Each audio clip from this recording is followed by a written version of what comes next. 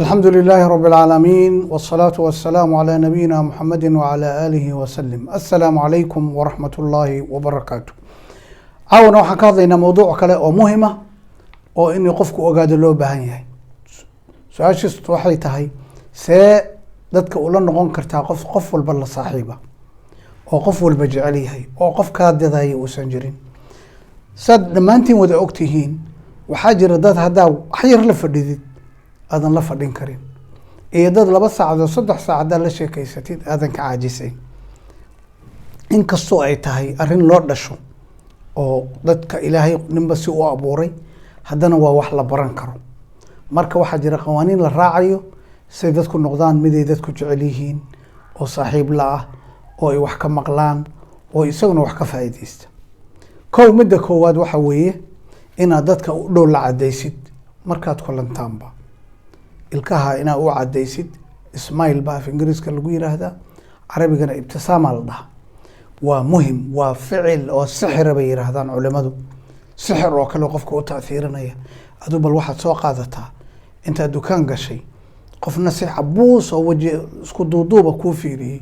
midna waji fiican kugu soo dhaweeyay wax ka gadanaysaa waxay u badan tahay midka fiican haduusan sicirkiisu qaali ahayn. Tan labaad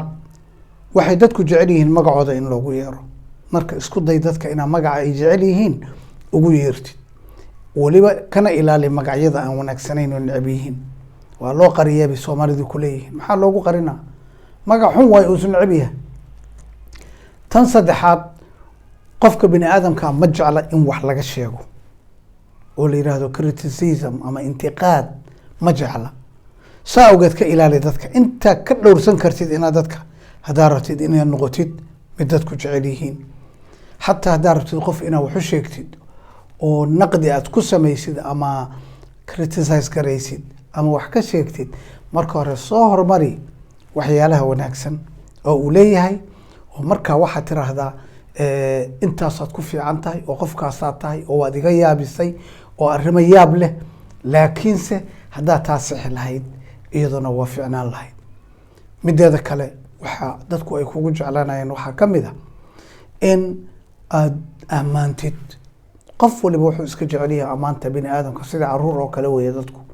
marka amaan qofka bini aadamka laakiin ku amaan wax sax ah wax beenaha ku amaanin isagoo tuuga dhihin waxa tahay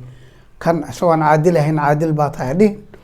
laakiin waxa uu ku wanaagsan yahay ku amaan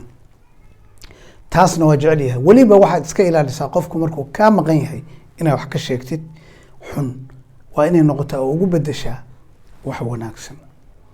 mideeda kale oo iyadana muhiim ah oo ay kugu jeclaanayaan waxa kamid ah in qofka aad muxuu ahaa wax ka gaaran gacantiisa oo wax tar ama nasiixa ha noqoto ama wax siin ha noqoto aad ku dadaashid in dhankaaga wax ka tagaan laana nafsadu qofka bini aadamka Soomaalidu waxay yiraahdaan af wax cunay xisho haddii marka qofka aad wax siisid oo gacantaada wax ka gaaraan waxay u baahan tahay inuu dhinacaaga u soo maaragtay janjeersado oo waxay yiraahdaan ruwaagu qofka yiraahdo war ka daaya dhankiisu soo buuraa isagoo ruwa ah ushal marka ka daakan yiraahda marka waxyaalahaas oo waxyaala caam ah